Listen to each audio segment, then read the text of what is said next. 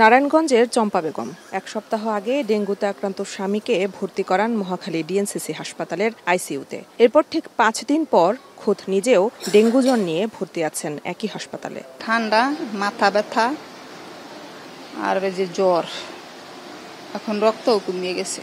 রাজধানীর হাসপাতালগুলোতে আগস্টের চেয়ে সেপ্টেম্বরে ডেঙ্গু রোগী বাড়ছে দ্বিগুণ হারে। একই পরিবারের একাধিক সদস্য ভর্তির হারও এবার বেশি। যারা ভর্তি হচ্ছেন তারা বেশিরভাগই পানিশূন্যতা, মাথা ব্যথা, বমি এবং তীব্র জ্বর ও শরীর ব্যথায় ভুগছেন। আমার ডেঙ্গু হওয়ার পর আমার এইখানে ওই পিত্ত বলে গা হয়েছে আর এখানে পানি জমছে। স্কুল থেকে আসার পরে খাওয়া দাওয়া করানোর পরে আমি বিছনায় শুলাম দুপুরবেলা, তো তারপর থেকে আর শোয়া থেকে উঠতে পারিনি। রোগীর স্বজনরা বলছেন মশা বাড়লেও সিটি কর্পোরেশন থেকে মশা নিধনে নেই কার্যকরী পদক্ষেপ। না, মশার ওষুধ দেয় না, আমাদের বাড়িতেই মশার উদ্বোধন বেশি।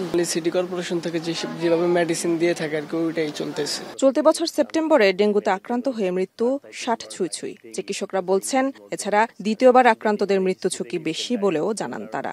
যে একবার আক্রান্ত হয়েছে নেক্সট অ্যানোয়ার যদি সে আক্রান্ত হয় তার কিন্তু এই যে ডেঙ্গুর কমপ্লিকেশন যেগুলো আমরা বলি যে ডেঙ্গু হয়, হেমারেজিক ফিভার, রড শক, এগুলা যাওয়ার সম্ভাবনা বেশি থাকে। So everybody should be very much careful on it. এদিকে বিকেলে স্বাস্থ্য অধিদপ্তরের ডেঙ্গু নিয়ে প্রেস ব্রিফিং এ মহাপরিচালক অধ্যাপক ডাক্তার মোহাম্মদ আবু জাফর বলেন, দেরিতে হাসপাতালে আসায় চলতি বছর অর্ধেকের বেশি রোগী ভর্তি হওয়ার 2 দিনের মধ্যে শক সিন্ড্রোমে মারা যাচ্ছে। মশা নিধনের কাজ স্বাস্থ্য বিভাগের নয়, স্থানীয় সরকারের উল্লেখ করে তিনি বলেন, সমন্বিত ব্যবস্থাপনার পাশাপাশি ডেঙ্গু নিয়ন্ত্রণে জনসচেতনতা খুবই গুরুত্বপূর্ণ। গত বছরের চেয়ে মৃত্যু হার কম, এই জন্য যে এবার আক্রান্তের সংখ্যা বেশি। রোগ নির্ণয় করতে না পারি তাহলে মানুষের যে ভোগান্তি এবং মৃত্যুর যে সংখ্যা তা আনুপাতিক হারে বেড়ে যাওয়ার সম্ভাবনা বেড়ে যায়।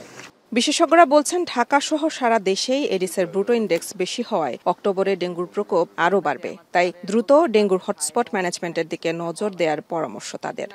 এখনই ডেঙ্গু নিয়ন্ত্রণে হটস্পট ম্যানেজমেন্ট, লার্ভিসাইডিং এবং কমিউনিটি এঙ্গেজমেন্ট করা খুব প্রয়োজন।